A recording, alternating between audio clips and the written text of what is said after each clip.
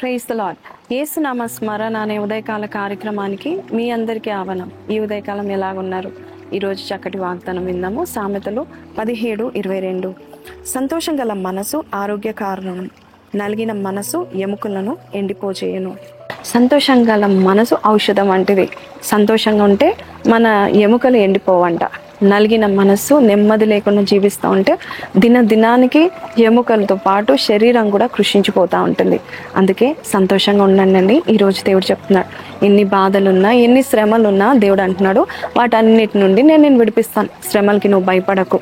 కొంతమంది అంట ఫ్లైట్ ఎక్కితే కూలిపోతుందని ఫ్లైట్ ఎక్కరంట. అలాంటి మనసు కలిగిన వారు కూడా ఈ లోకంలో ఉన్నాయి. జీవితాన్ని ఆనందించండి.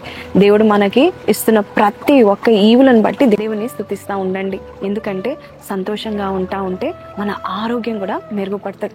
మీరు ఎప్పుడైనా చూసారా, పార్క్లో కొంతమంది పెద్దవారు, కొంతమంది కావాలని పార్క్కి వెళ్ళి ఉదయకాలం లేచి నవ్వుతూ ఉంటారు. అలాగ నవ్వుతూ ఉంటే వారి శ్రమలను మర్చిపోవాలని, అలాగే శరీరంలో ఒక మంచి హ్యాపీ కెమికల్స్ రిలీజ్ అవ్వడం వల్ల ఆరోగ్యము, అంతేకాదు బ్లడ్ వెజల్స్ కూడా చాలా చక్కగా పనిచేస్తూ, చూడండి, స్ట్రెస్ వల్ల మనము అనారోగ్యం పాలవుతాం, టెన్షన్స్ వల్ల బీపీలు తెచ్చుకుంటాం, స్ట్రెస్ వల్ల జుట్టు ఊడిపోతుంది, ఆరోగ్యం కూడా క్షీణించిపోతూ ఉంటుంది. కాబట్టి ఈరోజు దేవుడు చెప్తున్నాడు, సంతోషంగా ఉండండి. నేను నీకు ఉన్నాను కదా, నేను నీకు దేవుడుగా ఉన్నాను.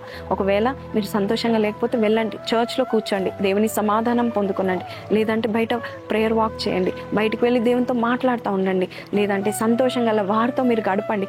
ఖచ్చితంగా they have something positive to say about this life. కాబట్టి మీరు ఏ విషయంలో బాధపడకండి. ఎవరు విడిచిపెట్టినా, ఎవరు నిన్ను కాదన్నా కూడా దేవుడు నిన్ను విడిచిపెట్టలేదని నమ్మండి. ఒకవేళ జాబ్ ఊడిపోయినా కూడా మరొక పెద్ద జాబే దేవుడు నీకు దయచేస్తాడని నమ్మండి.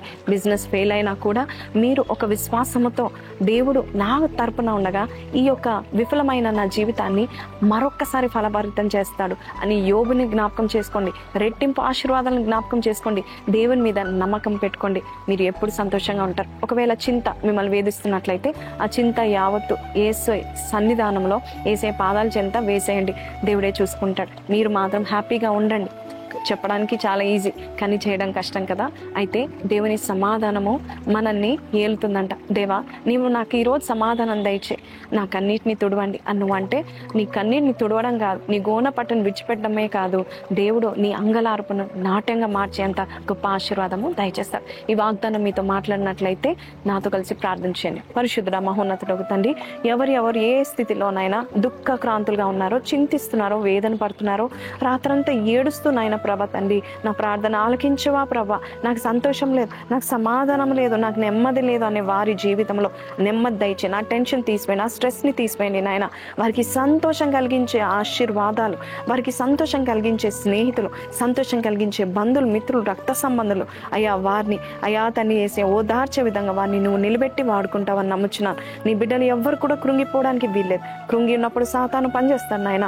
సంతోషంగా ఉన్నప్పుడు నాయన ప్రభా నిన్ను స్తుతించేవారుగా మమ్మల్ని చేసి ముందుకు నడిపించమని యేసు పరిశుద్ధ నామములో అడిగి వేడుకొంచున్నాం తండ్రి, ఆమేన్. సో ప్రైజ్ లార్డ్ అండి. విన్నాం కదండి. సోమరుగా ఉండకండి, వేదనగా ఉండకండి, ఉత్సాహంగా పని చేయండి. దేవుడు చూస్తున్నాడు. మన క్రియల ఫలితము ఆయన త్వరలో తీసుకొస్తున్నాడు. ఈ వాగ్దానం మీతో మాట్లాడితే కింద కమెంట్లో I will be happy in the Lord అని పెట్టండి.